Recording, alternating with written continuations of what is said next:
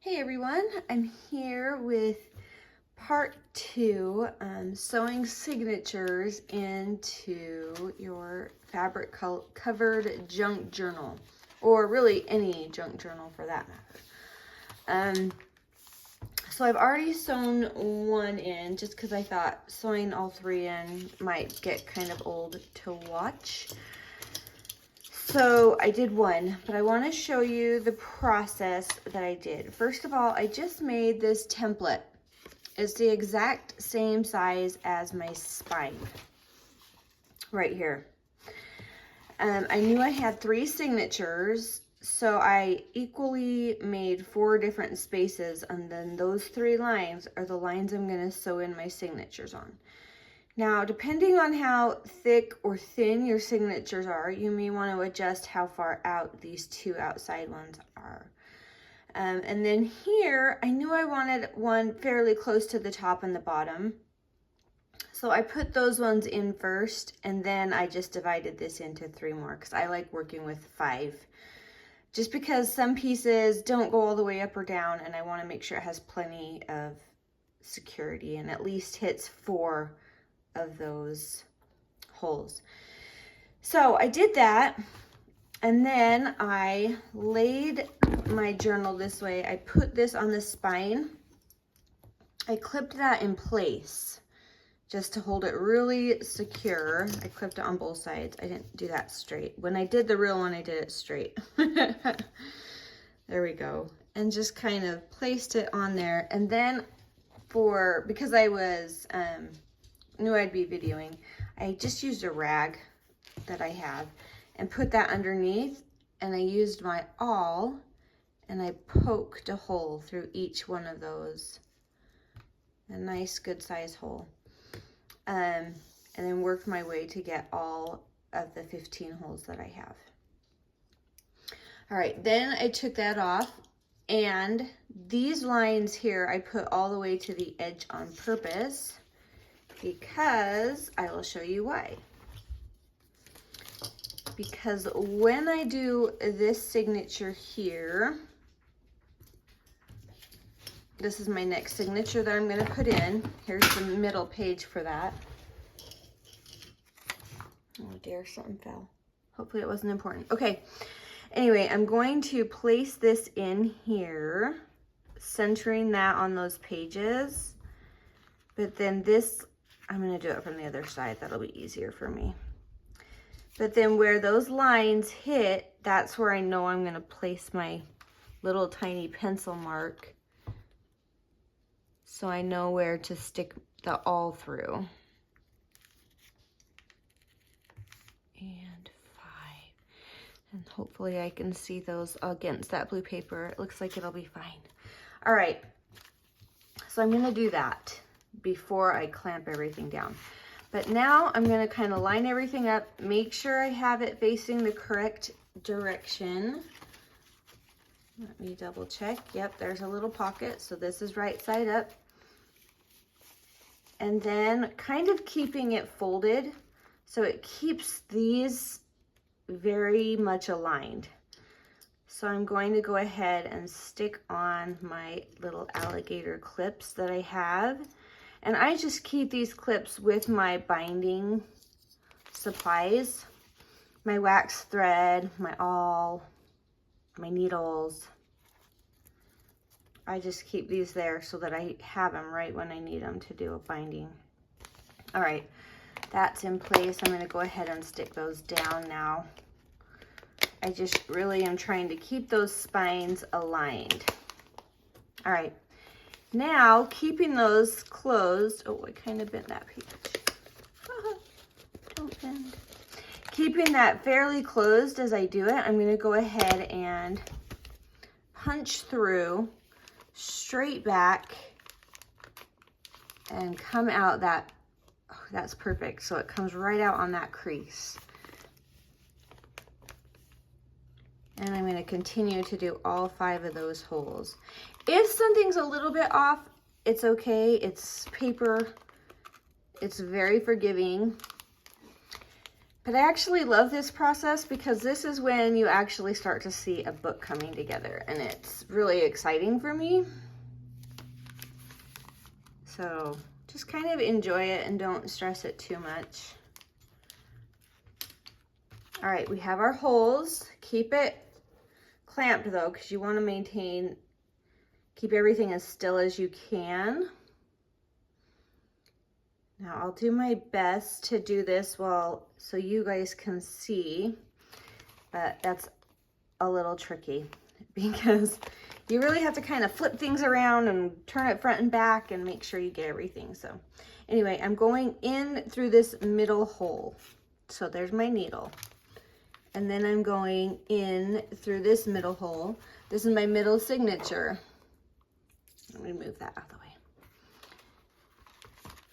And then I'm going to come up through this hole. Now, I'm not going to likely go right into that middle signature my first try, or that second hole down, but that's okay. Come in, make sure you hit the middle. And now I'm going to go back down through my bottom hole. So it's kind of just like a weaving pattern, in and out, in and out. There's only one exception. Now, when I get to this point, I'm going to go ahead and pull that thread. I'm going to leave a good sized tail because I have plenty. I cut these to 3. I just measure it like this. 1, 2, 3. A lot of people will tell you 2.5. I just like to have plenty of room to tie that last knot off. So I'm going to actually pull some back. I know I've got plenty because I already did one. All right, now this is where we're at. We just came out. Now we're going to go back in through that same hole. This is going to be probably a little harder to hit those holes because you're starting to tighten things up, but that also makes it a little easier. So, all right, now here's where the exception comes in. So I'm really going to tighten at this point.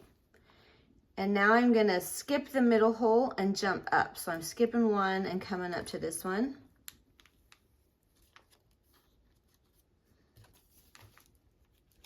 And I'm carefully just kind of peeking and making sure I'm going out my awl hole. There it is.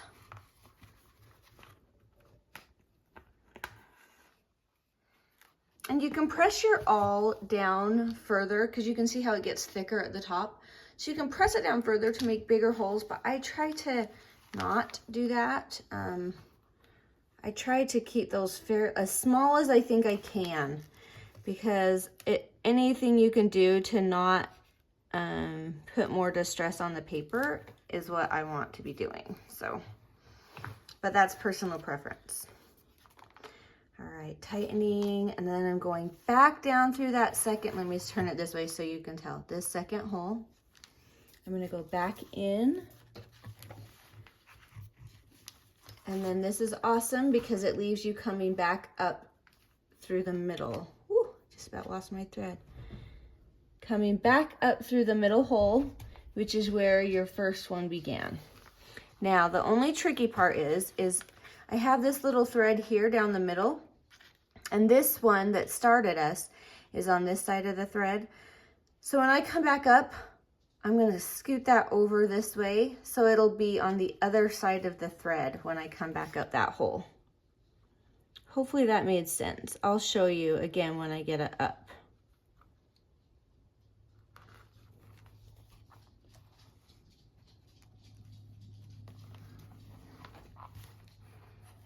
To turn that at an angle, sorry. You're not gonna get a great view of that one. I just really wanna make nice and sure that I'm on the other side of that wax thread. There we go. All right, so now I have, you'll see, let me zoom up for you. There's that middle thread right here that's loose, and I have one end on this side of that thread and one end on the other. That's just gonna stabilize that thread and hold it down. So now I can come through and I can really just squeeze everything nice and tight. You don't wanna overdo it, you don't wanna rip anything, but you do want it really snug and secure. So now I'm just gonna tie a good old-fashioned square knot. Right over left, left over right. And then if you want to leave these long, that's fine. It's personal preference. In my case, I'm going to kind of add just a touch of glue if I can get this out. There we go. I just want to add, just for security, a little dab. It's not coming. I'll have to come back through and add my dab of glue later, maybe. But I like to add it right there on that knot, just for a little extra stability.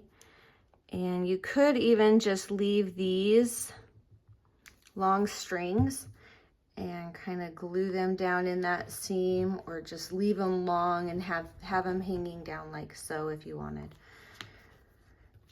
I'm going to cut mine a little shorter than that, but they don't bug me. So I kind of just leave them in place. They're just kind of part of the charm for me. All right, now these are ready to come off. Boy, oh, look at that. I didn't tighten that one as well as I'd like. I'll have to come back through and redo that knot, which I can do. I'll do that in a minute. Okay, first I want to show you a little fun trick. See, even after all of these that I've done, sometimes there's little glitches. All right, so we have that one in. This was the first one I put in, and this was a trick I saw years ago. I don't even remember where. It was a long time ago, but I liked the idea, so I'm going to share it. But it's putting the center of that signature, making it an unfinished envelope. So then when you're done, you can come in, and if you want, you can still glue your little knot. It won't hurt anything. But you can come in and assemble that envelope, and it will go over your string so you won't see it. I thought, well, that's pretty clever, because then your string's invisible. So all I need to do here is get my glue to work. I need to wake up my glue. I'm still waking up too. It's pretty early here. You can tell by the lighting. All right, let's see if I got it. Come on, there we go. A little stream there. Woo, now I got a lot coming out. And a little bit there. There we go. I'm gonna kind of spread that so it doesn't seep onto the paper and glue the envelope shut. There we go. All right. Now, I'm gonna just glue my envelope. And you can't even see that center thread. So I thought that was a pretty cool trick. And now you have another spot to do a little tuck right here. So anyway, there's an extra tip if you want to do it that way. I don't mind the strings, but I know some people really don't like the strings showing. So I'm not going to make you guys watch me fix that. I'll fix it in a minute, but I am going to scrape the glue off so it doesn't glue itself shut. All right, so let's just sew in the last one. And you can see how much extra I kind of had on there. I probably overdo it, but I'd rather overdo it than get to the end and be like, uh-oh, I don't have enough. All right, so find your center. I chose this one. And then we're gonna go ahead and mark where we want that. Right in that little crease. 1, 2, 3, 4, 5. And make sure you've got it right side up if you have any pockets or anything. There's a pocket that I have, so I want this side to be right side up. And holding it like a little taco, I guess. Go ahead and put those clips on, making sure all of those spines stay nice and aligned. All the creases, I guess crease is a better word. There we go. Okay. I'm gonna just go ahead and bring my rag in case I need to push down into that. I don't get my fingers behind it. Oh, I should get my awl. I'm using my needle. The needle works too, just so you know. It's okay, but the awl will give you a little more space because it's a little thicker. A little more room to work.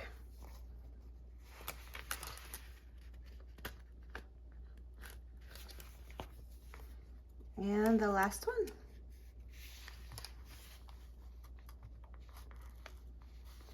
There we go.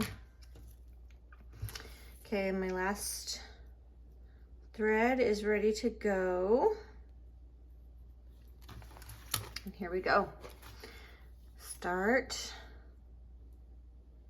down through that center.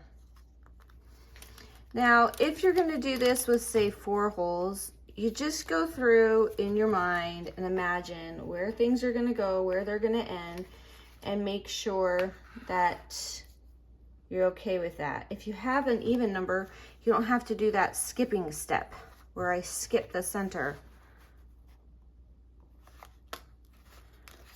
So that's nice too. But I don't know, I like having a center hole. Personal preference.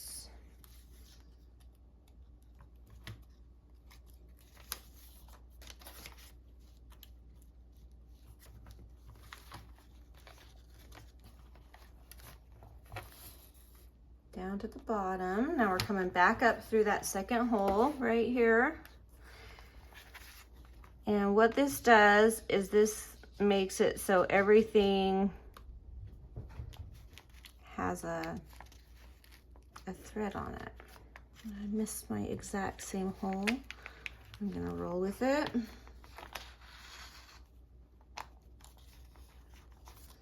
we go. All right. Tightening as I go, skipping clear over this time, going to that second to the top,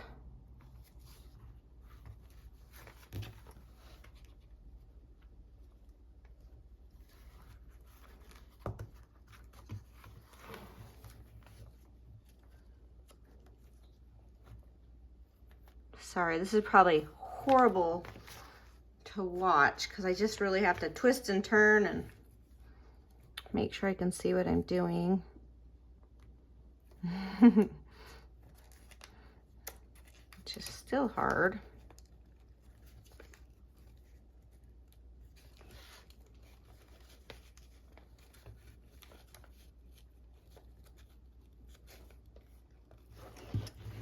Okay, I am battling this hole. Let me get it.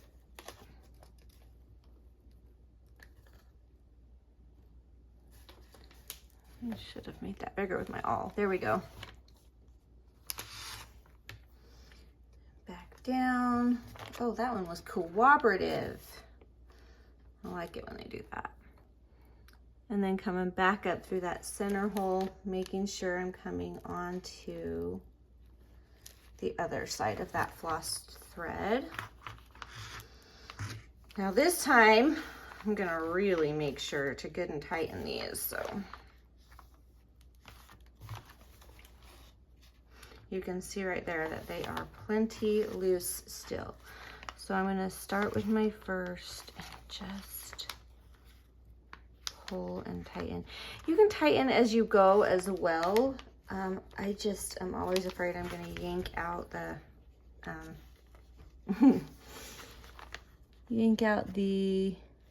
what's the word I'm looking for? Oh, look, I went right through that. That's okay, I can pull it out.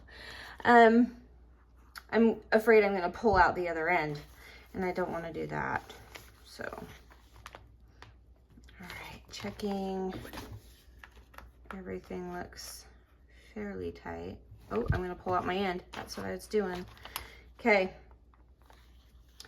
Now, if one of them goes to the other side, because I had to pull it out from a bind, then you can just pull it back over.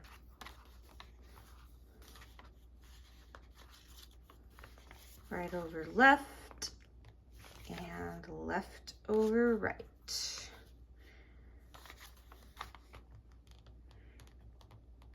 nice and firm tug.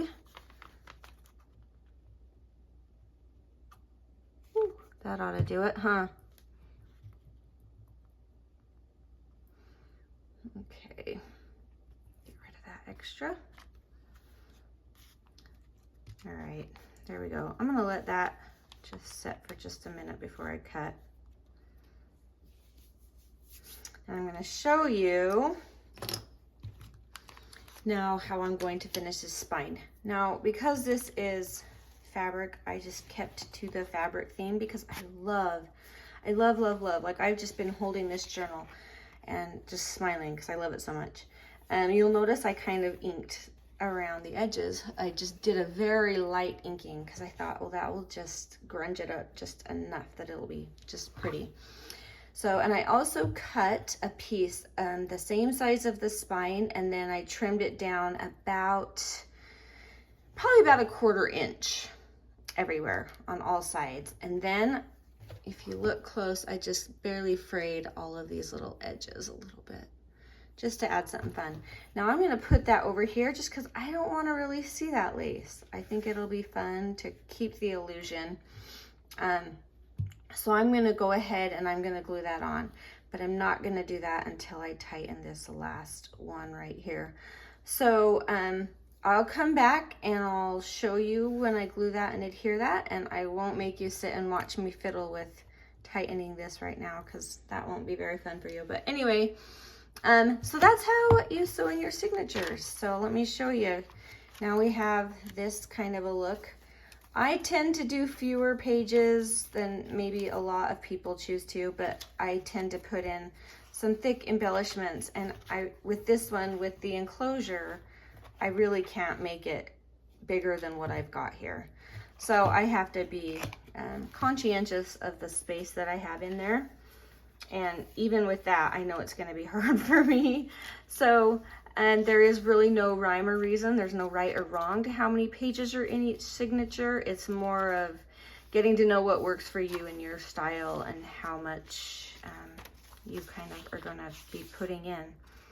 So anyway, there it is. I'm excited to embellish this and decorate it, and I will show you that as well. So we will be back soon to show you more steps.